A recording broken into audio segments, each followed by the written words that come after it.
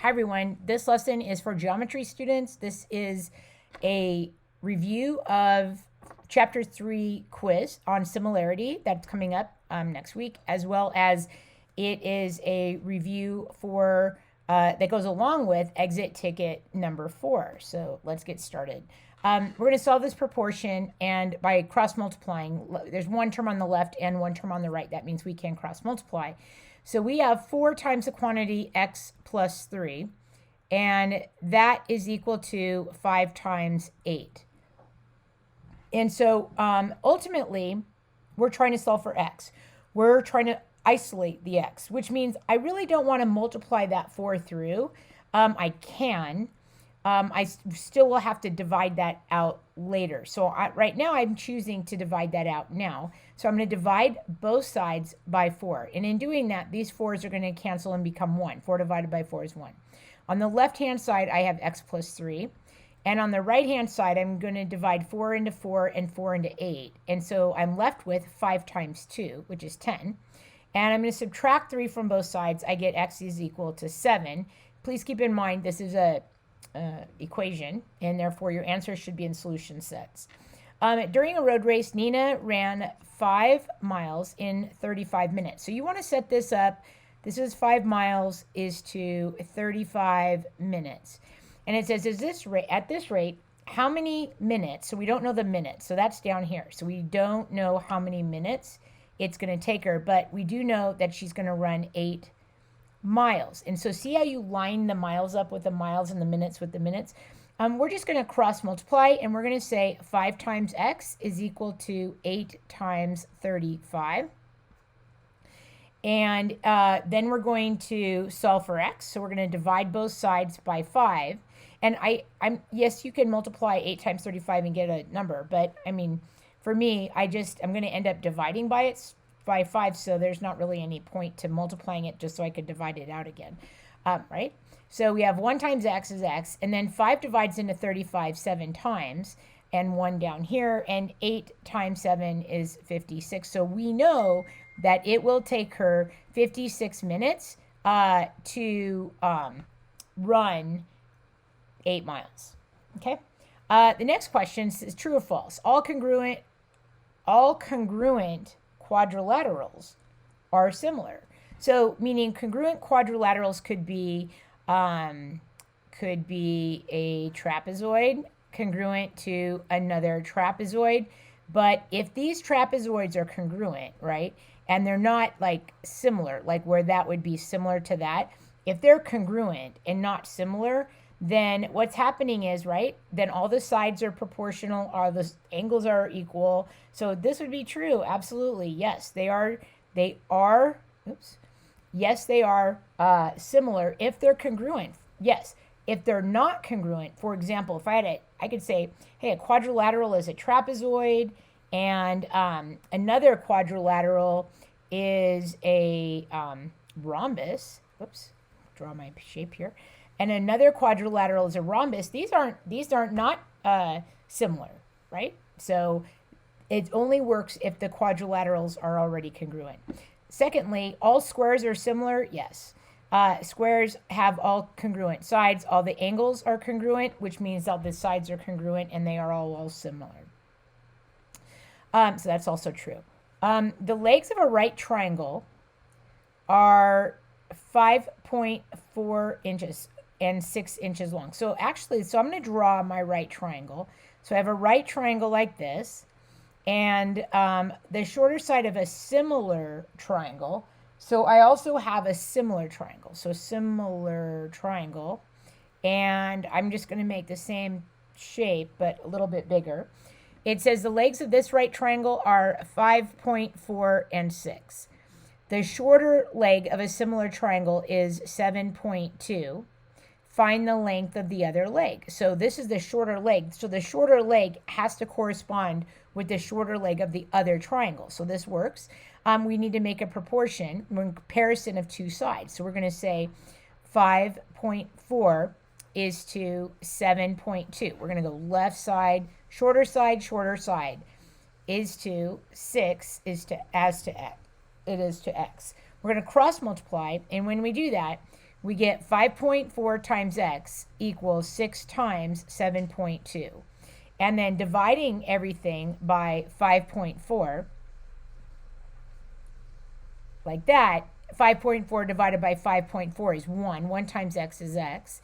And then what we have here is this stuff. So we're going to go 6 times 7.2, and I get 43.2. So I have 43.2, and that's divided by 5.4. So divide that by 5.4, and I get 8. So x is equal to 8. And that's an answer, solution for my solution set. So a couple of things that I might ask also on the quiz is, hey, what's the scale factor, right? Scale factor compares two sides. So I either compare 5.4 to 7.2 like this, or I compare 6 to 8, which I'm going to do because that definitely looks a little easier. 6 to 8, and so if I divide by 2, I'm going to get 3 to 4. And so what that means is the ratio from small to large is 3/4. And additionally, if I had taken 5.4 and 7.2, so 5.4 divided by 7.2, I would have gotten 0.75, which is the same thing as 3 divided by 4. So either one of those values I could have used as a scale factor if I asked you for the scale factor. A pitcher allowed 20 earned runs. So we have 20 runs in 30 innings. All right. And so then at this rate, how many runs would the pitcher allow in 9 innings? So now we're looking at 9, and you have to line up the innings. So we've got innings with innings and then runs with runs. We're trying to figure out what the runs are, right?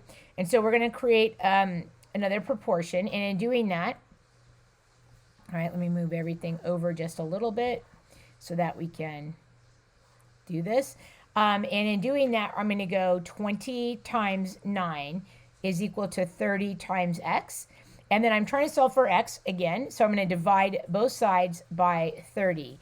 And in doing that, I get x times 1, which is just x. And then for 30, let's see, I think what I'm going to do is I'm going to break 30 down into 5 times 6. And so without a calculator, I'm just going to do that. If you have a calculator, feel free to just, do that. 5 goes into 20 4 times, so that 5's out. 2 divides into 6 3 times, and 2 divides into 4 twice.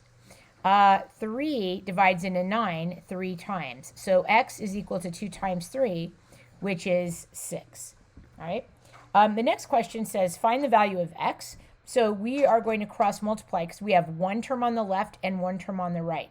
Now, I know a lot of students might ask, hey, it looks like it's x minus 3. Is that 2 terms? No. No. 2 terms would be if I had this value and I added, 5 over x. That would make 2 terms. So make sure that you understand one term is under, see the line right here? That means that's just one term. So we're going to cross multiply. We're going to go x minus 2 times x minus 3 is equal to x plus 1 times x minus 5. So I'm going to FOIL all this. I'm going to get x squared minus 3x minus 2x, and then add 6, equals, this is going to be x squared minus 5x, so minus 5x plus x, and then minus 5. All right, x squareds are going to cancel. If I subtract x squared from both sides, they're gone. So now I have negative 3 minus 2 is negative 5x plus 6. But on the right, it looks like I've got a negative 5 and a positive 1, which makes negative 4x, and then that's going to be minus 5. So I'm actually going to move this, let's move this 4x over to the other side. So if I add 4x to this side here, the left side, and this cancels, I end up with negative 5 on the right. On the left, I end up with negative x and then add 6. And so if I subtract 6 from both sides, I'm going to get negative x is equal to negative 11, and then x equals 11. So my x value is 11. Now, I want to remind you that we did have this discussion several times in class, and I want to make sure you understand that we do have some restrictions, right, for x. For the denominators, what can x not equal? So for this denominator here, what would make that 0? Because x cannot equal 0. x here would not be able to equal -1, right? Because if this was -1, you'd have -1 plus 1. Can't have that. For this denominator here, you know also that x cannot equal 3 because 3 minus 3 would be 0. So had one of my solutions been 3 or -1, then that means I would have had something called an extraneous solution, which basically means it's a solution, but it doesn't like work in the problem. So that would be a value that would be outside of my solution set, but it would still show as a value. But since I did not get 3 or -1, I don't have to do that. And like, as a matter of fact, I could just box my answer after I write it in solution sets, which is x equals 11. For this problem here, it says find the value of x, but they're telling me that the two triangles are similar because of angle, right? Similarity postulate. We have the single. So I know that this side can be compared to this side. So we can go 9 is to x. Now, I know that they gave me a distractor because I have a base here, but I don't have a value for my base. So that means that this 18 is like a distractor. It's a number that I'm not going to use, so I don't need to worry about that. So remember, the sides have to correspond. So if you're going left is to left, then you have this value, right is to right. So that's going to equal 12 over 10. I'm going to cross multiply. I get 12 times x equals 9 times 10, right? This times this equals 9 times 10. And then I'm going to divide both sides by 12. 12s are going to cancel and make 1. And then what I'm going to get is x. X is equal to, and then 90 divided by 12, what is that? 90 divided by 12, and that's 7.5, so 7.5. And put that in solution sets, and then if you like, it makes you happy, box it up. For this problem here, it's telling me again that the triangles are similar, therefore I can set them as a ratio. By the way, going back up to the top problem just for really quickly, I might ask you for a scale factor, especially on the test. Okay, so a scale factor is going to go from two sides that are corresponding that I have, right? So I would say my scale factor would be my scale factor would be left to right. It's always going to go, whatever value first. So 12 is to 10, unless they tell you otherwise. So that would be 2 divides into 12 6 times, 2 divides into 10 5 times. So my scale factor would be 6/5. Okay, and as you know, in the previous lessons, we know also that my scale factor is 6/5. Also, my ratio of perimeter is 6/5. And then if I wanted to know what the ratio of area was, then I would take 6/5 and I would square it, and I'd get 36 over 25. Just a review for that. Anyway, this one, we have two triangles. They're similar, and I need to find the missing values. So it looks like I have A and an H. So it also looks like my scale factor is 5 to 15. Remember, they have to line up. So if I wanted my scale factor, I know that it's 5 is to 15, which is the same thing as 1 over 3. So every time I compare these values as a ratio, I can go to 1/3. So I can go 5 is to 15, or 1 is to 3, as 3 is to H, or 3 is to H. So I cross multiply, I get H equals 9. So I have 9. And then in order to find A, I'm going to go A is to 6 as 5 is to 15, or 1 is to 3. Again, cross multiply, 3A is equal to 6, A is equal to 2. And so I've got both of my answers there. For this problem here, this one is definitely a little bit trickier because you have two triangles, and you do need to understand that there are two triangles here, and you need to split those up. All right, so what that means is I'm going to take these two triangles. Every time I see these two triangles, I'm moving them apart every single time. And for the little triangle here, right, for this triangle here, I know that this side here is 10 and the base is 6. For the larger triangle, right, I know that the base is 18, but the left side here is not 10x, it's the sum of those lengths, right? So it's going to be 10 plus x. So that when I'm trying to make my my ratio, the two ratios or my proportion, I'm going to go 10 is to 10 plus x. So I can go 10 is to 10 plus x as 6 is to 18. 6 is to 18. Okay? Keep in mind the scale factor is 6 is to 18. 6 is to 18, which is 1 is to 3. And what that means simply is that I can replace this 6 over 18 with 1 over 3. I could just do that because that's going to make all of my numbers a lot smaller. So I'm going to go 1 over 3. So now I'm going to cross multiply. So 10 times 3, so I'm going to go 10 times 3 is equal to 1 times 10 plus x. And so I get 30 is equal to 10 plus x. I'm going to subtract 10. I get x equals 20. So I know what x is. X is 20, which means that this whole length is not 20. That whole length is 20 plus 10, which is 30, right? And so keep in mind, when I want to do a scale factor, 10 is to 30, which is 1/3. It shouldn't matter which two sides that I'm comparing, because if the two triangles are similar, then all the sides that are corresponding are going to have the same scale factor. And so if I know that my scale factor is 1/3, just reminding yourself, if this is my scale factor, then my ratio of my perimeters is also 1/3. And then the ratio of my areas, right, is 1/3 quantity squared, which is going to be 1 over 9.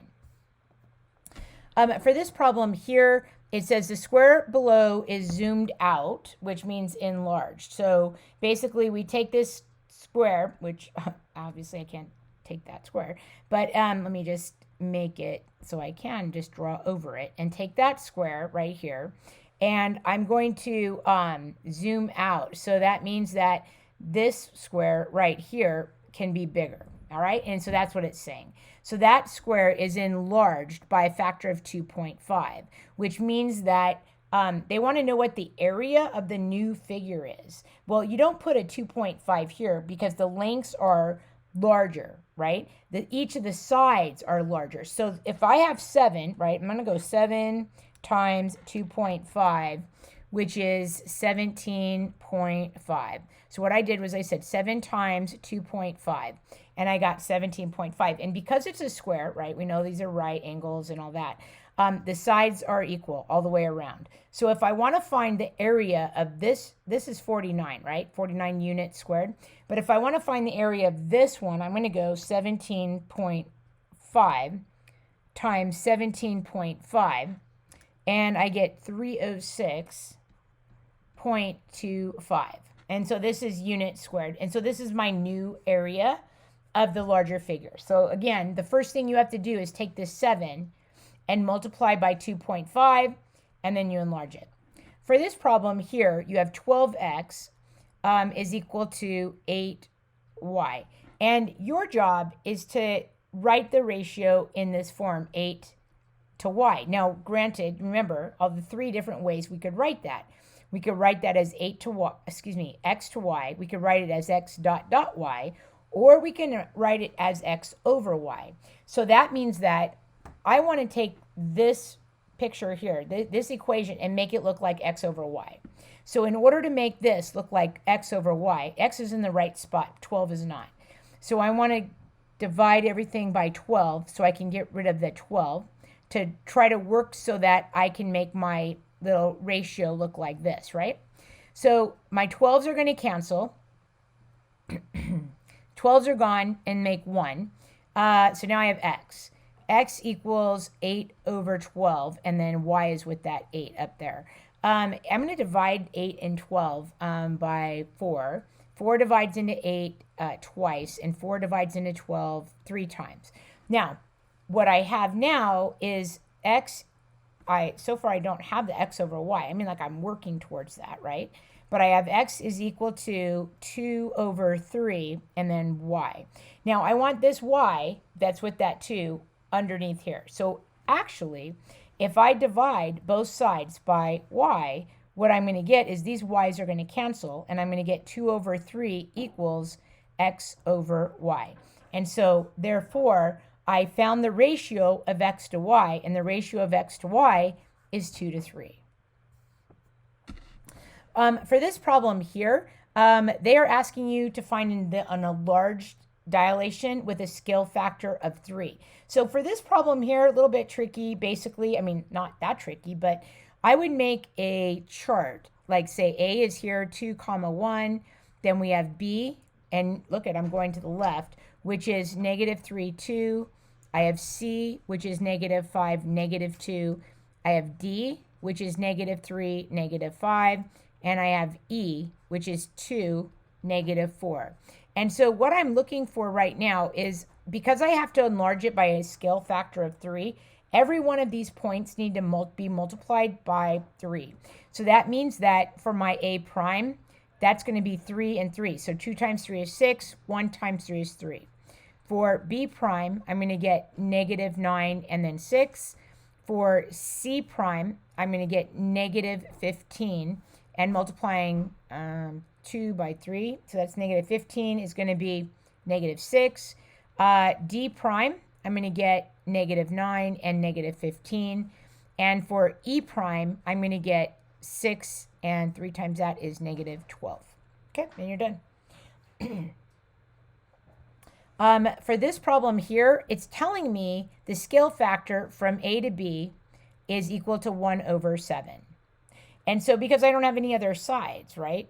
But so that means that if this is my scale factor, right, I can go hypotenuse is to hypotenuse. So I can say 7 is to x as A to B. A is to B 1/7. So I'm going to cross multiply x times 1 is x, right? X times 1 is x.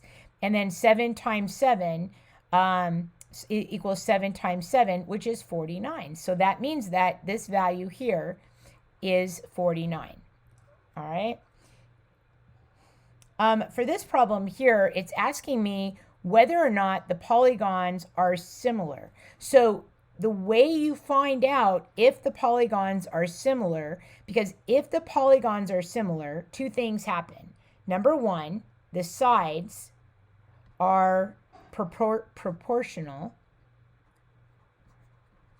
And number two, the angles are congruent. And so we see that the angles are all congruent, right? They're all 90 degrees. So that means that if these two shapes are similar, then the sides are proportional. So we need to go around and make sure that they are. So we're going to go, let's find the scale factor first. 10 is to 15. I just randomly chose 10 and 15. 10 is to 15. I'm going to divide by 5, which means that my scale factor is going to be 2 to 3. Which basically means that all around, as I'm multiplying these, I'm going to compare that to 2 to 3, right? So we're going to go 14 is to 21 as 2 is to 3. I'm going to cross multiply. I'm going to go 21 times 2. Does that equal 3 times 14, right? So 21 times 2 is 42. And then 14 times 3 is also 42. So far so good. But just because one side is proportional does not mean that the others are, although, right, that these are equal. You see that? Okay, so technically, let's do base to base. And let's look at the base here. Is 10 is to 15? Well, we already have that, 2 to 3. So you would say, yes, these two shapes are proportional because all the sides are proportional. You would say these two polygons are similar because the sides are proportional. Doesn't matter how you set that up. You can go, we did 14 is to 21. You could go 10 is to 14, like that. 10 is to 14 as 15 is to 21. And again, you could cross multiply. I get 10 times 21 is 210. And then I get 14 times 15 also 210. So again, yes, they are similar. The reason why they're similar is because the sides are proportional. Okay, last two problems.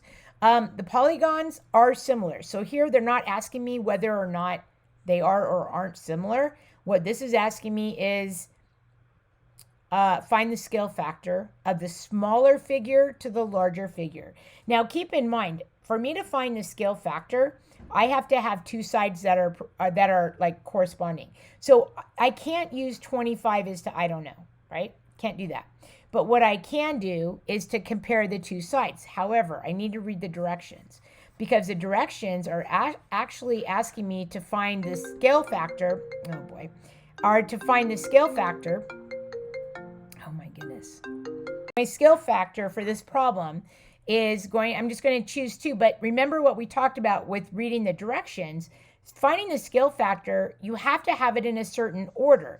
And in this case, it's asking you to find from the smaller figure to the larger figure. So then I'm going to pick 2 sides that are small to large. So I've got 14 is to 35. So I can choose that one.